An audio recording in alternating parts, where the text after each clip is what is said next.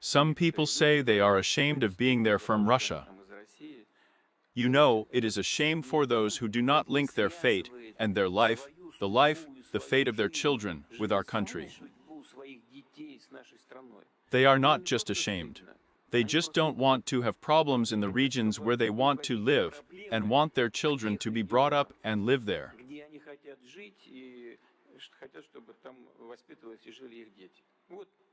That's how effective it is. And a thinking person who connects his fate and the fate of his family with Russia, with the Russian Federation. He may be concerned about the events taking place, but he is certainly in his soul, in his heart, of course, interested in the growth of Russia's power, in making it stronger, more confident in itself, becoming more sovereign, looking confidently into the future. But it can't be any other way for a person who wants his children to live here. That's what it's about. Therefore, it's a shame there, it's not a shame, these are other categories. About what's going on. Listen, fighting is always a tragedy. But it's just forced actions on our part. Inevitably forced. That's what it's all about. We were just dragged to this line. I have to remind you how it all worked out.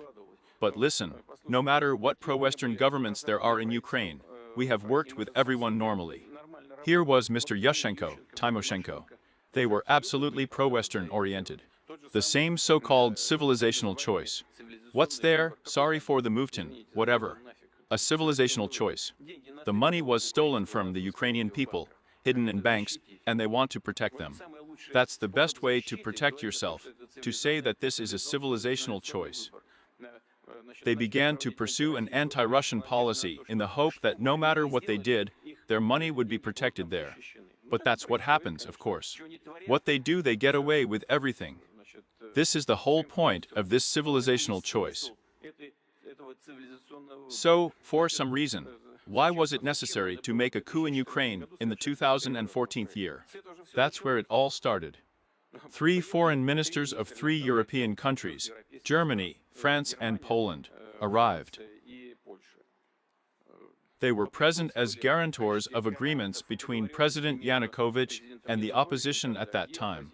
President Obama called me. Let's make it so that everything calms down there. Come on. A day later, a coup was carried out. When you ask, why? After all, this position came to power in a democratic way. Go to the polls and win. No. For some reason, it was necessary to commit gospel, and a bloody one at that. That's how it all started.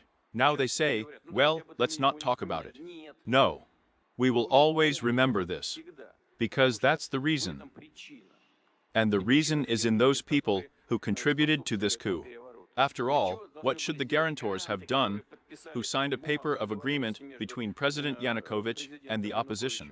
Committed a coup d'etat. They guaranteed the peace process. What were they supposed to do? They should have come and said, no, this won't do, guys. Come on, go back to normal political processes, go to the polls. And that's it. No, they started handing out pies to us in the squares, supporting this coup. Why? Hence, please, the events in the Crimea. No, they did not want to respect the elections of Crimeans. Please, the first sanctions against Russia. 2 or 3 times a large-scale military operation was carried out in the Donbas. For 8 years, people were shot at there. Nobody notices anything. The Kiev authorities refused to implement these Minsk agreements. It also turned out to be normal for someone. And they brought us to today's situation. That's what happened. In addition, they began to create such an anti-Russian bridgehead in Ukraine. Well, try it. We will start creating an anti-American foothold somewhere there on the borders with the United States, in Mexico. Do you understand what will happen?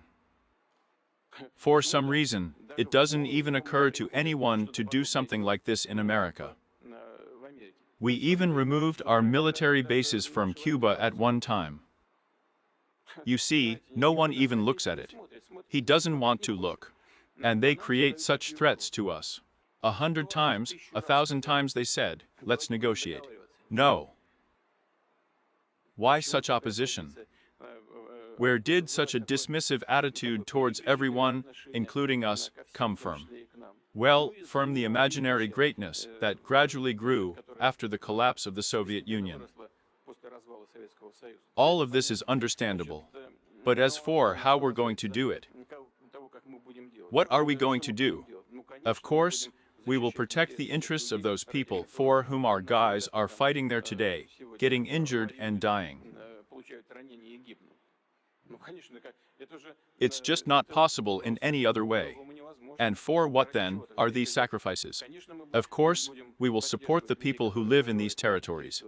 But in the end, only the people who live there will determine their future. And we will respect any choice they make.